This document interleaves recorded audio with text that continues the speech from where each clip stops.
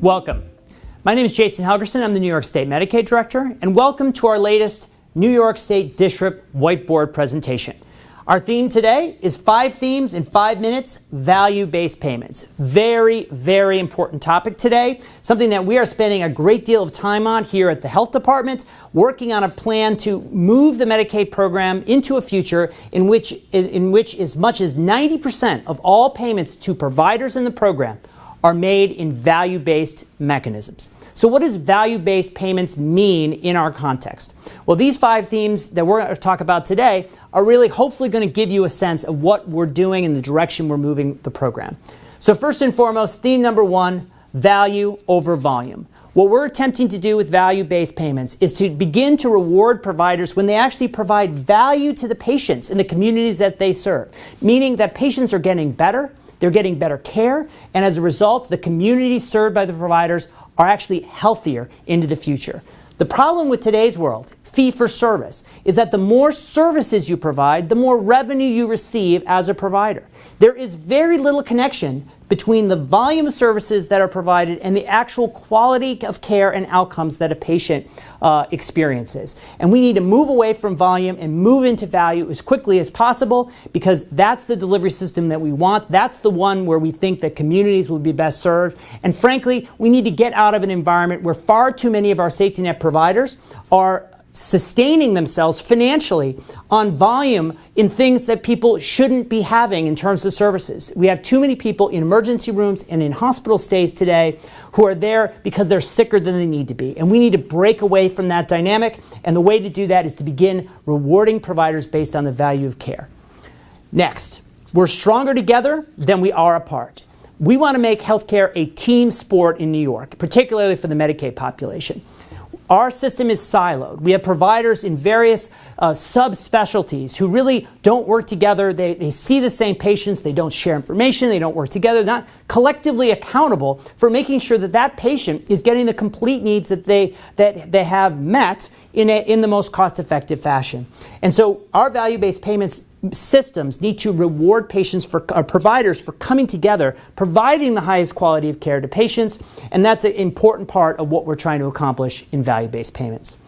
Next, reducing avoidable complications in hospital use.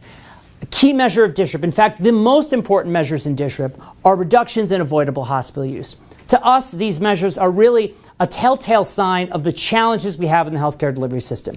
When someone shows up at a hospital when they shouldn't be there, that's really a failure of the whole system. That means our primary care, our behavioral health, our other community-based services are not providing the care necessary to keep someone well and in the community, in their homes, as opposed to having to go into a hospital or even a nursing home setting. We need to break out of that current world in which those services are provided, more expensive services, inappropriately, and go into a world where people are getting the care in the communities, in the places that are most appropriate for their needs. And therefore, in value-based payments, we will continue to build off the efforts of DSHRP, maintain the incentives to reduce complications and avoidable hospital use well into the future with value-based payments. Next, reinvesting into the system. This is a key point, because what we've said to the provider community in particular is that value-based payments has to be about increasing provider margins. So as you increase value, meaning you're providing cost-effective care that is achieving better patient outcomes, you will see better financial pictures into the future. And that is a key point that we want to stress over and over again. That is our goal. That is what we're going to be working towards in terms of implementing value-based payments here in New York. And then lastly, making healthcare sustainable. Far too many communities across this state are seeing situations in which the healthcare infrastructure, the healthcare providers, are teetering on the edge of financial distress, or in some cases having a really hard time just keeping the lights on.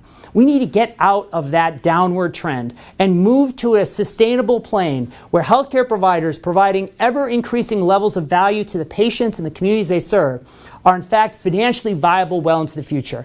Value-based payments has to be a pathway to that sustainable future, and that is a key theme and a key reason for why value-based payments is so important to Medicaid redesign moving forward. So that's it. I hope this was helpful. Value-based payments, once again, extremely important topic. We look forward to your feedback. In fact, if you go out to our website, you'll find the latest draft of our value-based payment roadmap. We encourage you to provide us with feedback and comments. We look forward to comments from all across the state of New York, from providers, citizens, patients, stakeholders of all kinds are very welcome to provide us with their thoughts on this extremely important topic. So, until our next DSHRP whiteboard presentation, this is Jason Helgerson, and thank you so much for your attention.